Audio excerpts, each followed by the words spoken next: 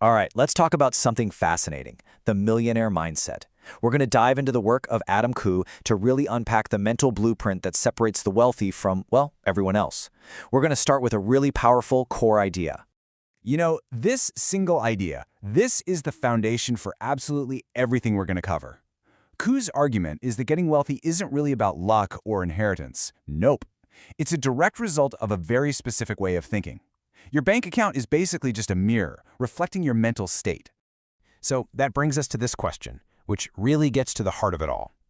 It suggests that your real source of wealth, the thing that truly matters, isn't some number on a screen or the stuff you own. It's something you have total control over, something you can grow every single day. And that brings us to our first huge concept. For just a minute, I want you to forget everything you think you know about assets, like stocks or real estate.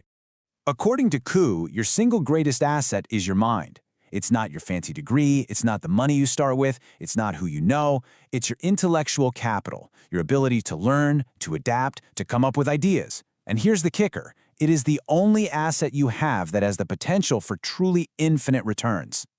And you see this reflected all over the modern economy. Think about it. The most valuable companies on the planet, they aren't valuable because they're factories or their office buildings. They're valuable because of their ideas, their patents, their brands. Koo argues that the exact same thing is true for you as an individual. So, if your mind is your greatest asset, then the mindset you choose to adopt, well, that's probably the most important financial decision you will ever make. And this leads us to a fundamental choice that pretty much dictates all of your outcomes. On one side, you've got the victim's mindset. These are the people who blame the economy, their boss, their bad luck. They're full of excuses and complaints, and by doing that, they're just giving away all their power. But on the other side, you have the winner's mindset. These people take absolute 100% ownership of their results. They don't blame, they look for solutions. They don't complain, they create change. And this is just so crucial to understand. Taking responsibility isn't about blaming yourself. Not at all. It's about empowering yourself. The second you accept that you, and you alone, are the creator of your financial reality, that's the moment you get the power to change it. You can tweak your strategy, you can learn a new skill, you can just try again.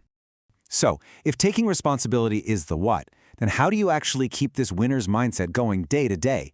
Well, who breaks it down into basically an operating system for wealth?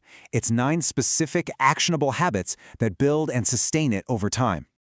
Okay, the first 3 habits are really the bedrock. First, always exceed expectations. You become what he calls a value creator by delivering way more than you're paid for. That's what makes you indispensable. Second, be proactive.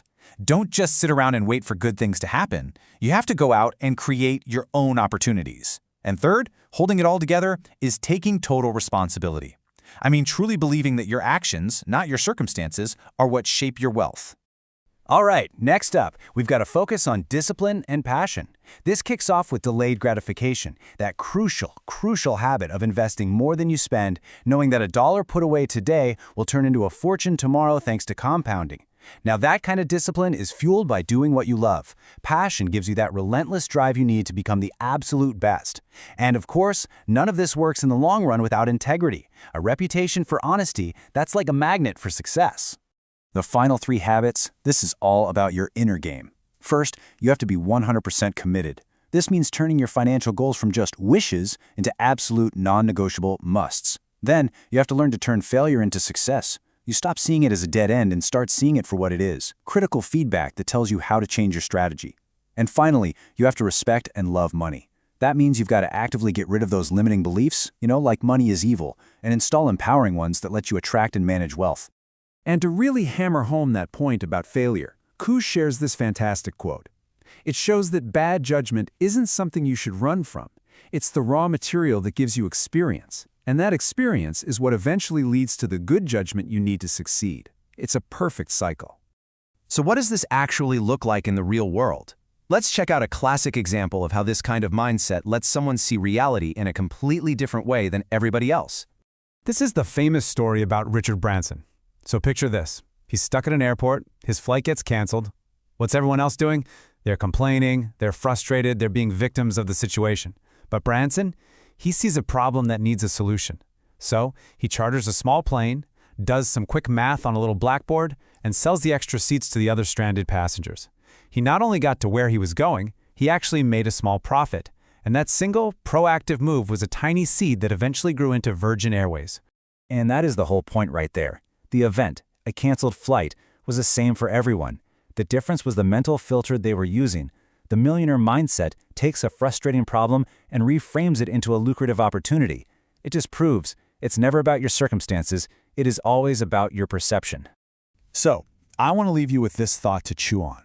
What's the canceled flight in your life right now? What's that one frustrating problem that, if you just looked at it through this different lens, might actually be hiding your next big opportunity?